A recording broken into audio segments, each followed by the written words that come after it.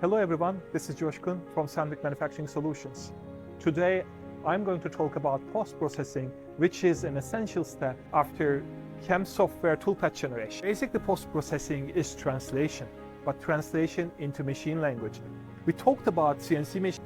They run special codes, which is called G-code, and it looks like this on the screen actually. This translation step is basically like language translation. Imagine me saying merhaba in Turkish, which means hello in English. Essentially, this is what we do in post-processing. We create some sort of output. It's still a code, but it's not machine-specific code, and we translate it into machine-specific code. And why this is needed, or where is the complexity? Basically, machines have different electronic components, different controllers, different components, physical components on them. Therefore, the code to run them are slightly different. And if it is wrong, you can crash your machine, you might lose precision and efficiency. So you can think of post-processing as like you have a nice car, which is your CAM software that can do a lot of things. Post-processing is like driving that car on the road.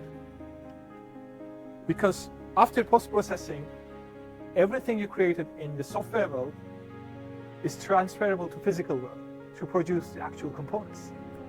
And I guess this is everything that I want to mention at the high level about post-processing. Thank you for listening, and visit our website to learn more about our solutions and follow our YouTube channel.